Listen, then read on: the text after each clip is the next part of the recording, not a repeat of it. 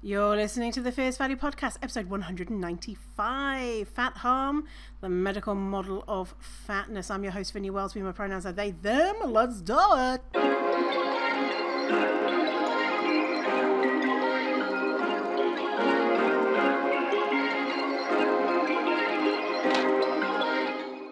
Hello, welcome to this episode, Fierce Fatties and Fat Allies. So pleased to have you here. Welcome, welcome. My little brain's been thinking. I've been busy. I was going to say little bee, fat bee. Cute little fat bee. Buzzing around. It's the end of Jan. I'm recording this. And I have done 9 trainings in January for corporate people, organizations, medical professionals, and the like. Because of that, I have had interactions with folks, and talking to other humans is where I get some great ideas from, right? Every time I talk to someone, because I work alone, if I talk to someone, I'm just like, oh, it's just so much better when you can talk to other people and be like, what about this? What about this? What about this? Anyway, one of the trainings that I did in January, I was talking to one of the participants. They said, so what do you do? Basically, they were talking about how they were prescribing weight loss and how they think that weight loss is good and great. They said weight loss is really beneficial for this condition that I treat. All the studies show that if you lose weight, then everything's great. And I asked the doctor, I said, okay, so your first step is you prescribe weight loss. And she said, yeah, and then we'll do treatment afterwards. But that's the first step, is prescription of weight loss. And I said, okay, so how many people come back to you after they've lost weight? And she was like, well, the studies show that it's, weight loss is really good for this condition. I was like, no, just to clarify, like, how many people lose weight? And she's like, oh, well, they don't. I was waiting for her to have that aha moment, but unfortunately we didn't quite get there. And so I said, how about if you're prescribing weight loss, why not, here's a wild idea, give them the treatment at the same time? No. We have different viewpoints. No, that's not possible. Anyway, I train lots of different people, right, in corporate environments, and most of the time, some good news for you, most of the time is people are really excited. People are really on board with this stuff, especially if their organization has already done a lot of DEI stuff. It's really easy to connect with what I'm talking about to other systems of oppression. Because, also I talk about it in my training, like they don't need to, do that work themselves. But for others who are maybe still newer in that journey, or maybe are in the medical world, they can still really cling on to the idea that fatness is bad inherently and we should make fat people thin. So it made me think about how do we reach fat liberation community in general, people who want to do good by their patients, right? They're still in weight centric, BS. We talked about, I think, did we talk about the 2 episodes ago, weight centric? I had started a couple of episodes talking about that. Anyway, I've developed that even more. I've made the weight centric healthcare cycle. It's on my Instagram if you want to look, a visual of what it looks like. Basically, fat people go in, they get denied care, they don't want to come back because of that, and poor outcomes and provider bias and blah, blah, blah. And then it goes back to people not wanting to come and blah, blah, blah. So I was talking to another client and she had said, oh, have you seen that thing from The Lancet? Anyway, so The Lancet is a online publication, journal. And they have funded research into redefining O-word, advancing care for better lives. Do we have to redefine O-word? No.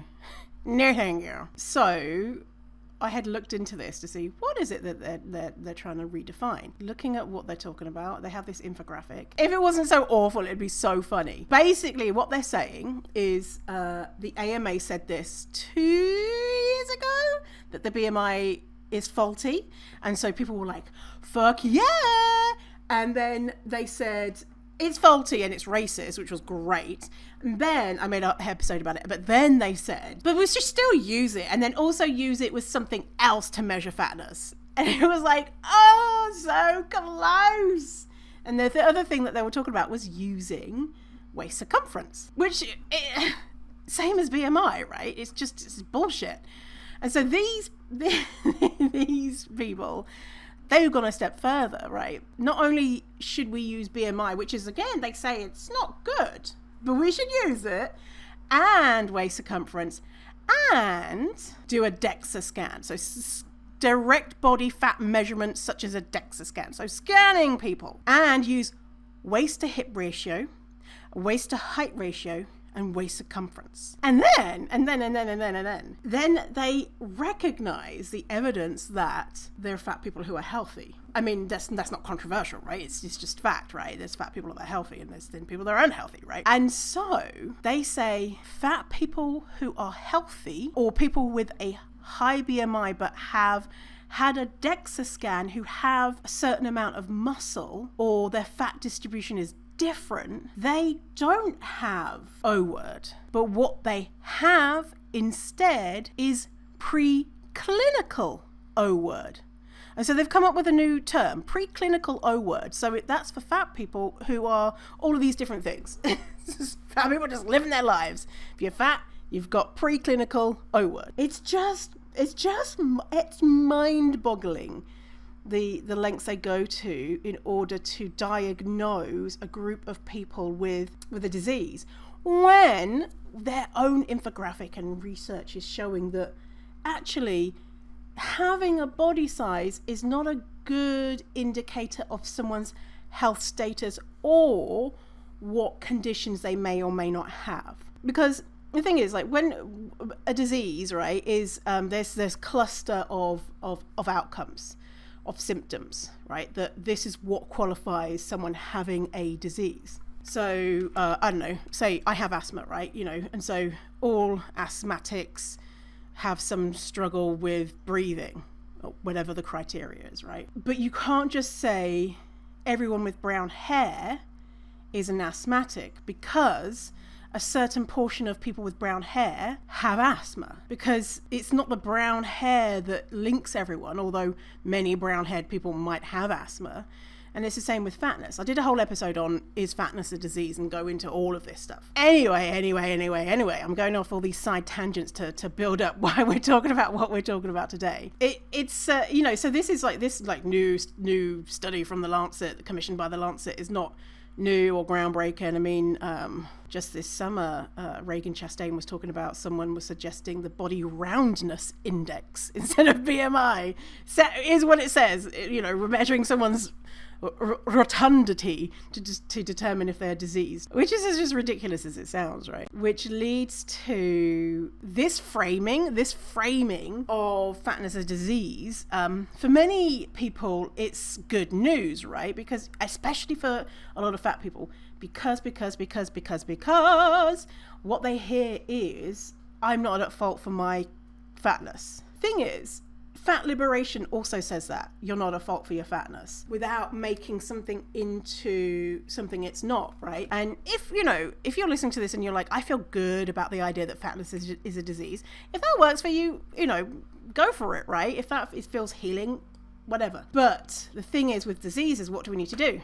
We need to cure them. And because fatness is just a normal way to have a body, we don't need to cure it, right? We don't need to fix. But if there are things associated with fatness because of fat bias, because of subpar healthcare, because of yo-yo dieting, then we should fix that bias and those outcomes, right? Versus fixing fatness, adipose tissue. As we know, diets don't work, and diet companies are like, okay, how can we get really smart about marketing to people? Because we all know diets don't work. And so, Noom went, we're psychology.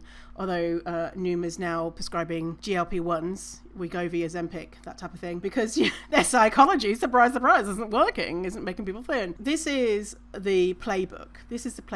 How to make money off fat people.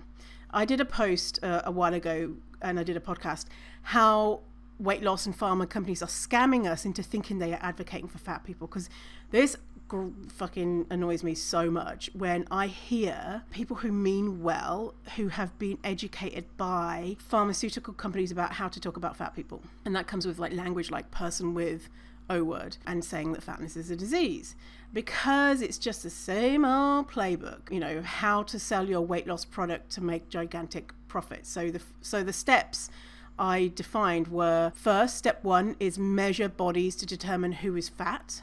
So it doesn't matter that it's not based in health. We want to measure bodies. And this new thing from the Lancet is measuring bodies. We need to convince everyone that falls into the correct number is good and incorrect number is bad and diseased, and bonus points for pushing lower BMI ranges, which is what they've done. We also need to tell everyone it's not fat people's fault that they have a disease, and trick people into thinking that we care about fat people. And so they won't notice that our real motive is to sell weight loss products. LOL. Next, step 4 is to use the language of social justice and fat liberation activists to convince authorities approving our product is about access and not about lining our profits. Because fat people deserve rights, LOL, aka pay for our weight loss drug. And so it's like convincing well-meaning people to use the phrase people with O word, and in reinforcing the idea that fatness is a disease, and doing it with a smile on your face, but still we need to erase fat people. Also then donating millions of dollars to step 5, donating millions of dollars to advocacy groups who call themselves grassroots movements, and they are the people who educate healthcare providers about how to talk about fat people, not actual fat people. Which gets on my nerves a lot. So all of this to say, medical professionals are either in the place of fat people are fuck them, we hate them, blah blah blah, or maybe they're at the place where they say, oh, okay, I can get behind the idea that fat people are humans, but still they're greedy, out of control, lazy pieces of shit, but we should help them lose weight, it's not their fault. But I want to get them to a place where fat people are human and they're just as equal as straight-sized people, and their health outcomes can be largely attributed to bias and blah blah blah. I want fat people to be treated equitably, and I want fat people to be prescribed evidence-based care. That's my goal. However, the difference between diets work, fatness is bad, and diets don't work and fatness is neutral is too much of a gulf for some people, especially medical professionals, if they've been educated in this weight-centric healthcare cycle, right, for their whole careers. They're just entrenched in it. So what is the bridge? And I was thinking about this. What could the bridge be? Harm reduction. So harm reduction is a concept where just a quick Google, a quick definition. Harm reduction includes programs and services to lessen the harms related to substance use. It started as reducing harm in regards to substance use, like for example, drugs or alcohol. And then now it went to sex work, and now it can be used in there's lots of different ways that we all engage in harm reduction. I'll give you some examples in a moment. So the idea with harm reduction is that, say if someone's using drugs, is the best way for them to access care or to be safe to tell them, just don't use drugs. Easy! Good luck! See you later. Just come back next week when you're not using drugs, okay? Okay, thanks, bestie. Bye. Is that helpful? Probably not. You know, and sometimes, like for example, sex work. Maybe someone is a sex worker and that's their income, right? So it's like, don't engage in that thing that it's your job and you might really like it, and you might potentially be exposed to harm, maybe not. But how are ways that we can engage in harm reduction to keep you safer? So for example, with harm reduction services for substance use, it could be things like giving access to syringes, so people are not sharing syringes, syringe disposal, medical assisted treatment, or safe consumption sites like we have in Vancouver. We have I think a couple now, and so people can go in and use whatever they've got inside with healthcare providers right there. So if something happens and they OD, they've got naloxone right there, right?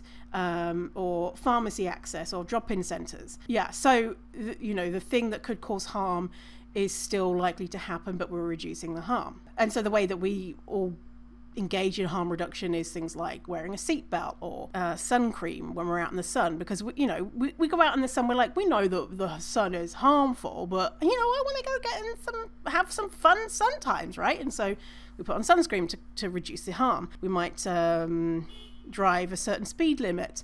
We might use birth control or filters on cigarettes. These are all examples, right? When I'm talking about harm reduction, I'm talking about the harm caused by healthcare providers. That's called iatrogenic harm. Iatrogenic harm. Iatrogenic is the or iatrogenesis is the causation of a disease, a harmful complication, or other ill effect by any medical activity, including diagnosis, intervention, error, or negligence. So the idea that fat people experience harm by engaging with healthcare providers, hands up if that's you. Yes! Most fat people can say that's us. We've experienced iatrogenic harm. So iatrogenic harm reduction in regards to interactions with healthcare providers. Not what you're doing, what they're doing. And so I was thinking, bridging the gap. We don't tell them that what we're doing is helping them engage in harm reduction, because they probably don't perceive themselves as causing harm, even though we all know that we all do cause harm. And I guess we engage in harm reduction when we interact with healthcare providers, because we might use many different techniques to keep ourselves safe. For example, you might say, if they get on the scale, smile and nod and say, okay, I'm going to get on the scale because it's more harmful to fight. You might say it's less harmful for me to say, no, thank you, I don't want to be weighed. You could say to the doctor, I don't want to talk about weight loss today. You could just say, yep, of course I'll go on a diet, because you don't want to get them angry, and because that would cause you harm, right? So we're all doing things like this already. So I've made a spreadsheet. I'm going to make it into an Instagram post of ideas of what we can do instead.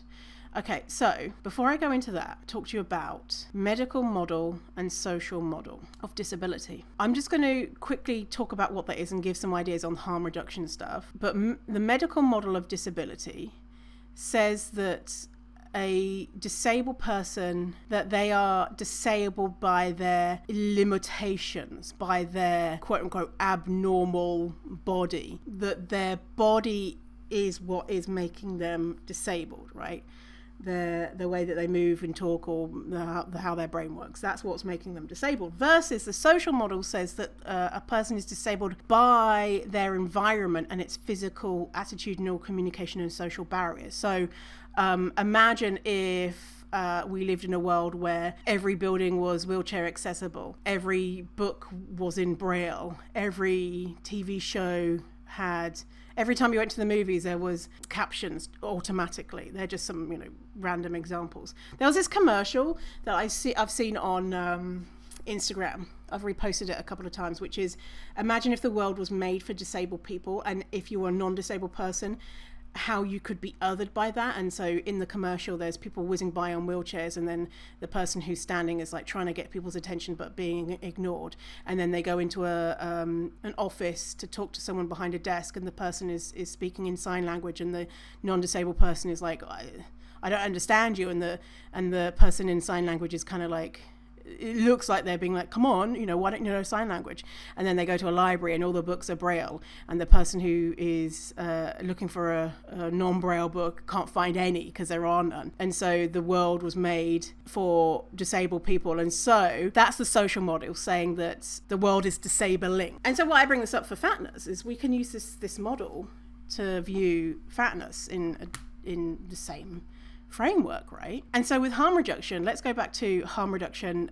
The medical model, what they say, things that they might do in the medical model, saying that fatness is inherently wrong, right? Prescribe weight loss and then provide treatment after weight is lost, or later when the weight is not lost. The social model, which is, fat liberation, says don't prescribe weight loss. Instead, immediately provide evidence-based care. So there's the two differences. In the middle, not necessarily that there's, the social model is an extreme. It's just, pretty basic thing. But maybe to help someone who's in the medical model reduce the harm is don't delay treatment while waiting for weight loss. So they're still going to tell them to lose weight, right? You're still going to tell us to lose weight. But how about while they're quote unquote losing weight, and we all know, you're not losing weight, but while they're losing weight, you provide evidence-based care, and so they feel like they've done their job by telling someone to lose weight, but then they also provide them care at the same time instead of waiting. So a medical model view could be the presumption is if someone is fat, then they eat quote unhealthy food and don't move their body. A social model would say understanding that weight is not a behavior and that there are hundreds of reasons that someone is fat, and if talking about food, then refer to a weight inclusive dietitian. So the harm reduction version could be ask what they eat or how they move their body versus assuming. So harm is still being done, right? Like, oh, a fat person, they must be really greedy. But instead of assuming, then asking. So it's still not great. There's still a harm there, but it's a bit better. So yeah, so I'm thinking about the harm reduction way of teaching about this stuff. But it sucks though, right? Because you just want people just to do the right thing. And not be like, hey, you can still prescribe weight loss. Ugh. But how about you also give them evidence-based care versus being like, just give them evidence-based care. But I think sometimes, it feels so extreme to walk away from that. So I don't know. It's just the things I'm thinking about. More about the medical model and the social model. So I want to give you more examples of the disability.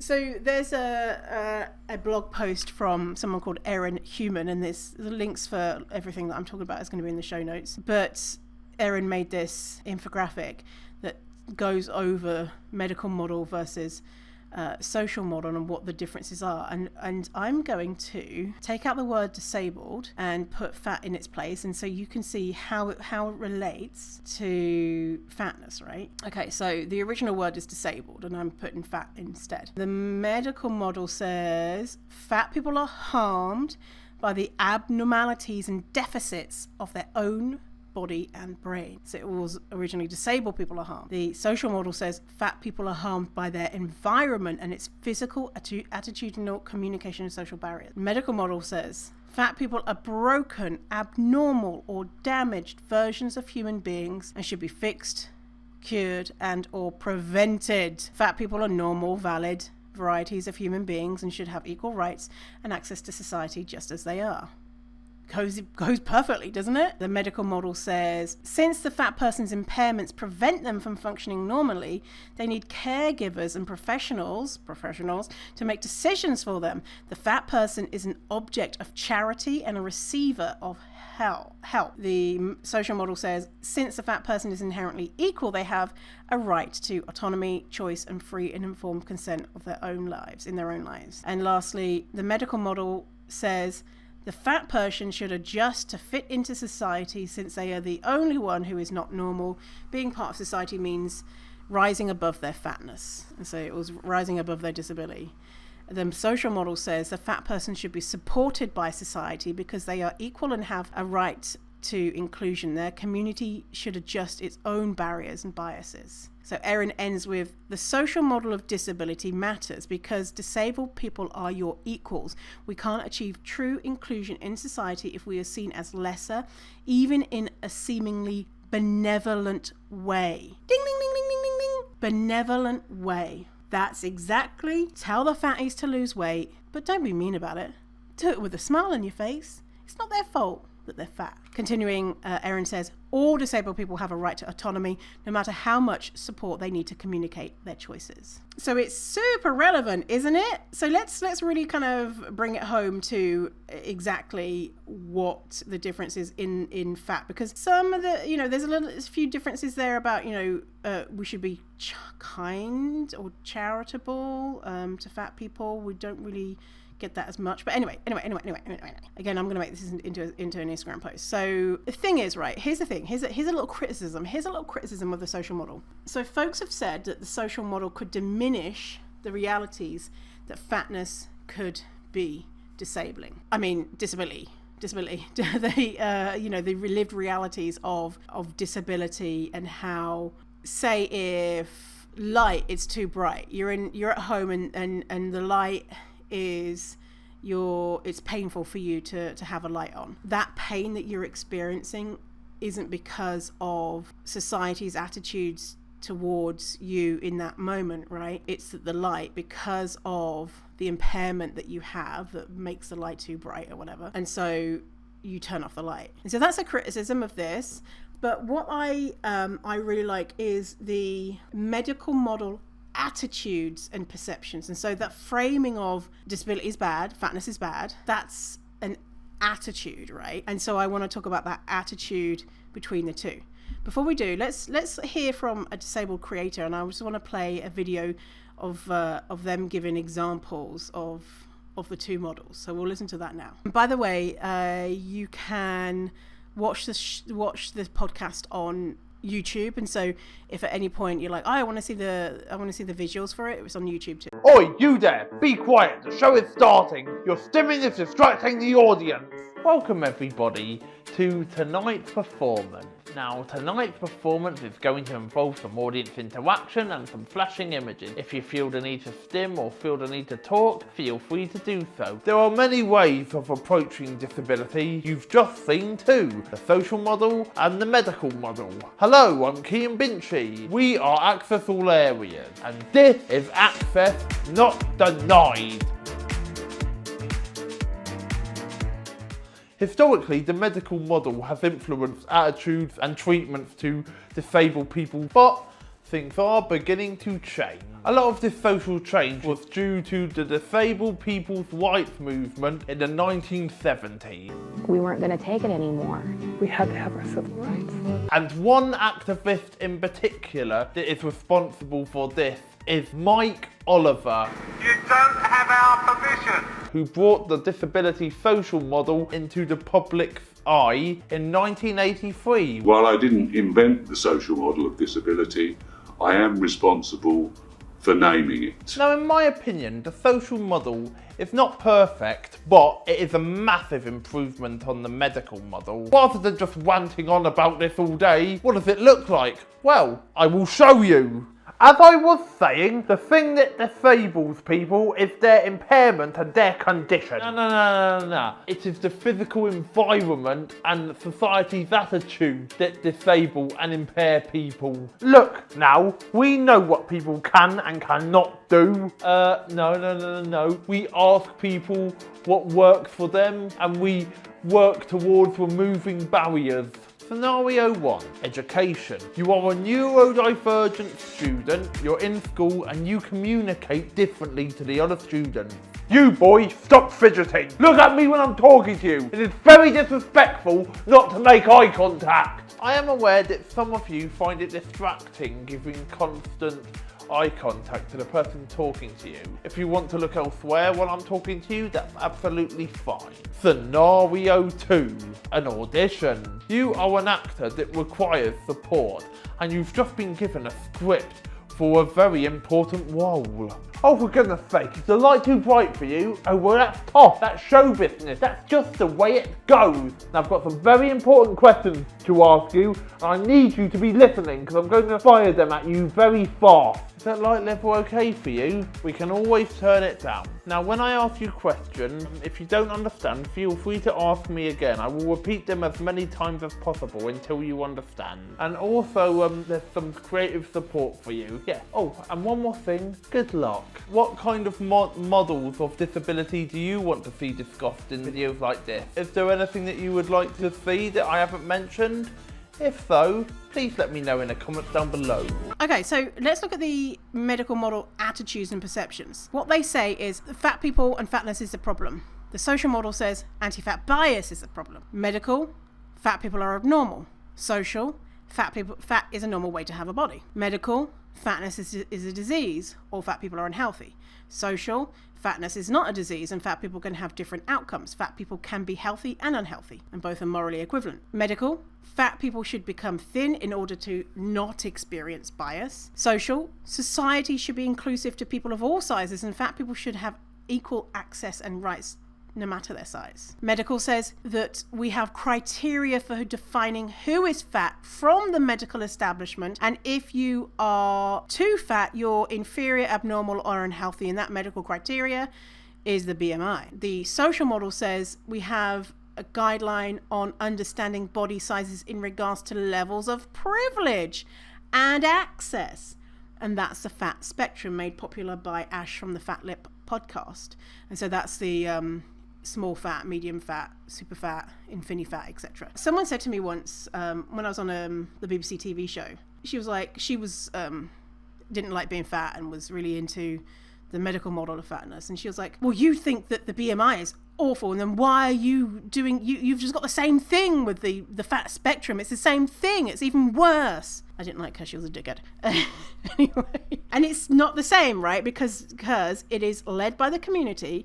And instead of saying this person is good and this person is bad, it's saying this person has more or less privilege, and privilege is not good or bad. It's just a tool that we can use and have access to or not have access to. We should center those with the least privilege versus the ones with the most privilege, right? Whereas, and so let's help the people who have the least privilege. Whereas a BMI is saying let's target the ones who are abnormal, the most abnormal, and so harming them. Okay, so the medical model says we should work to make fat people thin so they can physically fit into society. The social model says we should consider inclusive design. Inclusive design is another concept within disability, where you know exactly what it says. If you think about all people when you're designing products or spaces, anything that humans are using, right? So basically design it for humans, not just for a small section of society. And the same with fatness, right? So we know the amount of spaces that we go into and we don't fit physically, or things that we can't use because they're not related to us. You know, I was on a clothing website, and they have, do you know what I really fucking hate is on clothing websites. Oh, here's another thing. Elevator, remind me in a second. Elevator. Clothing websites, they have women, men, and home and blah blah blah, and then they have curve, as if curve is you're not a woman or a man. It's like it just reeks of subhuman, you know. And then so anyway, I was on the curve section, and then on the curve section it has, okay, here comes in these sizes, and there's another button and it said normal sizes, and I was like, normal. Fuck you. Do you know what the other thing that gets on my nerves? The amount of clothing companies that are like, we are, no matter your body, we've got you. No matter your size, we are inclusive. I was looking at this gorgeous brand, and there were just all of it, inclusive. And I was like, yes. And then I went to look at the sizes, and they go to like size 24. I was like, oh, fuck you. And they were like, everybody, unless you're a size 26 or over, then you're fucked because you're not human. You know, the other thing doesn't make me mad, the elevator thing. So I'm moving down to the first floor of my apartment because the elevator is being renovated. It's going to be down for like 6 months, and because I'm disabled, they need to move me to an accessible apartment. It's not perfect, but whatever. I've been thinking about ableism coming up in my brain of using the elevator to go to the first floor. And I was just thinking about this. And that same day I was thinking about it, I got into the elevator and someone else came in, and I said, oh, what floor? And they said, oh, 2, I'm being so lazy. And I was like, no, you're not being lazy. It's efficient. It saves time. Why do you want to get up to the second floor? He was eating some delicious snack and be out of breath. And I was just like, no, you're not lazy. And I don't want to hear this anymore. People getting into elevators and being like, I'm so lazy because I'm using the elevator to go to the first or second or third or whatever floor they're going to. Because it's fucking ableist, and it's shaming yourself and shaming the other people in the elevator if they one day decide that they want to take the elevator to the first floor. So let's get rid of this. Let's get rid of that from our vocab. You know, this is just something I've just realized. Oh, the amount of times when I used to work in this corporate environment, and we were on the second floor, and we had these really swish offices, and we had a cafeteria on the bottom floor. Every motherfucker would use the stairs, and it was a glass staircase, and inside the glass staircase was a glass elevator. And the amount of times that I went and got my lunch, and I was like, I want to get in the elevator. If I was here alone, I'd be getting in the elevator. But because of shame that I was a fat person and everyone else was using the stairs, no fucking way would I use the elevator. No. And I bet you so many of my colleagues were thinking the same. Oh, well, you know, Vinny's using the stairs and they're fat. If they can use the stairs and they're fat, I should be able to use the stairs. It's so fucked up on so many levels. So listen up here now.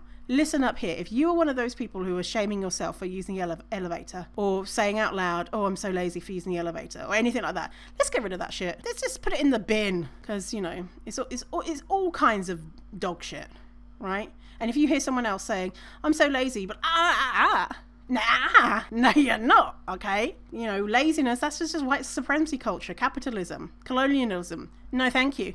I don't want to be a part of that. I'm going to use the elevator as much as I like. And it's quicker. Come on now. And the elevator door is closer than the frickin' stairs door. Anyway, when I'm down there and the elevator's broken, I won't be using the elevator anyway, so my rant about things. Okay, so the medical model says that fat people are uneducated on how to be healthy. That's another thing from the BBC programme. I've got so much trauma from being on that BBC programme. If you are interested, I did a 2-part of how being on that show almost killed me. Literally, that's not hyperbole, because of the edit. You know, RuPaul says, don't blame it on the edit. You know, when drag queens are like, I got a bad edit. RuPaul, no, I'm not with you on that one. No, because the edits are absolutely scandalously bad in so many reality TV shows or documentaries. I was on a documentary. I mean, quotations. It was like basically reality TV. They're scandalous and they really harm people.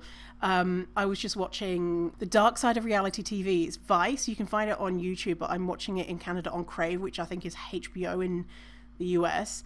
Anyway, you can find it. It's on YouTube. The Dark Side of Reality TV, and it's good. Like, they do Next Top Model, and they were doing Joe Millionaire, which was like a bunch of women dating a guy, and they said that he was a millionaire. He wasn't. He was a blue collar worker. Anyway, and they were saying, what did they call Franken edit or something? They used that phrase. Anyway, so one of the girls went on a date with Joe Millionaire. There was no camera footage of it, but all you heard was they were in a park, and you heard her giving him a blowy. And what they did was they just like took sections of, you know, her, you know, maybe they got a section of her licking her lips, and then they got a sound of someone doing a slurping noise, and they just did a Franken edit and made it sound like she gave him a blowy, and she didn't.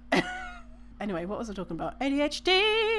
Oh yeah, on the TV show, that same person, she was so, do you know what really annoyed me about her? Is she was really, really privileged. She was really rich, came from a really privileged background, and she was one of those types of, I don't know, I'm gonna stop slagging her off. Anyway, I don't like her. Anyway, she was like, well, fat people don't know how to feed themselves. No, fat people don't know. And it was kind of like fat people, poor people don't know how to feed themselves. Like, they've never heard of vegetables. It was really elitist. That's what it felt like. It was really elitist that, you know, well, fat people think that they should just inject lard into their veins. They're just so fucking stupid, which is ableist, right? And the word stupid is ableist. So fat people are, that's the medical model. Fat people are uneducated on how to be healthy. They're out of control around food and lazy. It's best to either shame them, which is what we've seen a lot of in the past, and more recently, or be charitable and help them learn how to lose weight, as they don't know how to. The social model says fat people are likely to be more informed than straight-sized people, or even experts on how to lose weight, right? Right? Many people in bigger bodies have spent their lives trying to become smaller, and it's not a lack of willpower, education, or laziness that stopped them, but the inherently faulty diet. Finally, the medical model says fat people who successfully become thin should be heralded and cherished. Fat people who remain fat or gain weight after losing it should be ashamed. The social model says weight loss or gain does not equal moral worthiness or lack thereof. So, because people are probably more familiar with the medical model, social model of disability, I don't know, maybe this is because I'm in the DEI world. I think everyone knows this. You know, maybe they don't. Maybe people don't know. I don't know. Maybe that's my ignorance, naivety. I don't know. Being in a silo of people who talk about this type of stuff. I don't know. Anyway, I'm just really interested in making this stuff more accessible and being a better communicator, so that people who I think many healthcare professionals deeply care about their patients and want the best outcomes, and reaching them, the people. Loretta J. Ross, she's an amazing Black educator. She talks about our spheres of influence. She has a book coming out, by the way. She talks about our spheres of influence. We've got the people around us who love us and who are like probably on board with what we're saying. We've got the people who are kind of on the fence. Maybe they might be acquaintances, either or, right? And then you have the people on the outer sphere or ring of influence, where they're on the other side, right? They're deep into right-wing ideology. You're not going to reach those people, likely. You're going to reach the people who are closest to you and the ones on the next ring, the ones who are on the fence. And so the ones who are on the fence are saying we should be kinder to fat people when we tell them to diet. They're almost there. We should be kinder to fat people. Yes, full stop, and then not tell them to diet. Like, that's the end of the sentence should be. Perhaps this way of communicating it about the medical model versus the social model could be helpful. And on top of that, giving them ideas on harm reduction without telling them it's harm reduction. Kind of be like, here's how to frame it. I wonder how to frame it. Because it's almost like we don't want to let them in on the idea. We're trying to get them to stop being harmful, because it might turn them off, right? It might say, people will get defensive and say, I don't cause harm. I just wish some people, would be like, we all cause harm. We're all fucking biased and have shit to learn and blah, blah, blah. I guess it's hard for some people. Anyone got an idea? How can we frame it? Because here's the thing. I don't want to say it's acceptable to say to lose weight, because we know it's not evidence-based and it causes harm. It causes poorer health outcomes. Maybe we do reframe it as a harm reduction technique. I don't know. If anyone's got any ideas, I'll probably have it sorted out by next week anyway. I'll be there thinking in my bed, like, I have it at 1 o'clock in the morning. I need to write this down. It could be like moving towards weight inclusivity looks like. I don't know, because they can be like, no, I am weight inclusive already. I help fat people get weight loss surgery. And so weight inclusive. It could be step 1, 2, 3. Anyway, whatever. I'm thinking out loud. You don't need to be listening to me babble on about their shit. Links for everything that I'm talking about is in the show notes.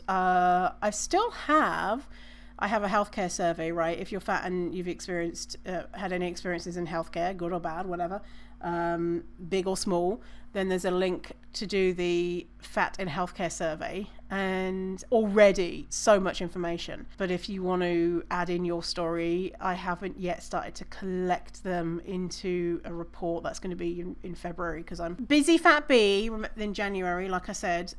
So you still have time to do that, but it's probably going to be cut off in the next couple of weeks. So if you have anything, and listen, if you think, oh, my story's not good enough, or it's not outrageous enough, I want to hear everything, even if you're saying I've had good experiences, right? Because I want to know what's happening. So far, you won't be surprised. It's looking like, I think off the top of my head, 89% of people of people who are all fat say that they've experienced anti-fat bias. That's just in healthcare. That's just from the first question, which says, have you experienced anti-fat bias?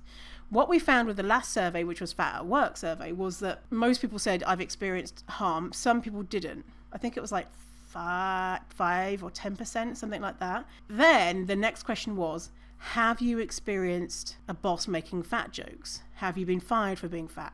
And so listed out a ton of different anti-fat experiences, and almost every single one of the people who said that they hadn't experienced anti-fat bias in the workplace then went to describe experiences of anti-fat bias. So I think sometimes we don't realize what is anti-fat bias. So anyway, so that 89 is from that very first question, and not me delving in. I did do a quick delve in to find out how racialized people are more impacted, and racialized people, that number went up a few percent. So I mean, obviously, right? And if I look into, we've got it then separated into lots of different identities. You know, for example, in the last survey, in the Fat at Work survey, what we found out was that racialized, poor and disabled people were the most affected. Also, older people. Older people had the most harmful anti-fat experiences in the workplace, and I think that's a shifting in attitudes that maybe younger people have not had as egregious anti-fat experiences, but still, as we know, the more marginalized you are, the worse the world treats you. Anyway, thanks for hanging out with me today. We're at 195. I started the podcast like 6 years ago. What are we going to do when we get to 200? I don't know. All right, I'm gonna let you go. My dog Doogie, when I started recording this podcast, is like, "Oh, they're getting up. We're gonna go for a walk," and then he saw me sit in my chair to record. He was like, "Oh." Hi. All right, well, thanks for hanging out with me today. The show notes will be fiercefatty.com/195 for links to everything. And remember, you are worthy, you always were, and you always will be. Stay fierce, fatty. We'll see you in the next episode. Fatty hugs and love to you. Goodbye. Bye-bye.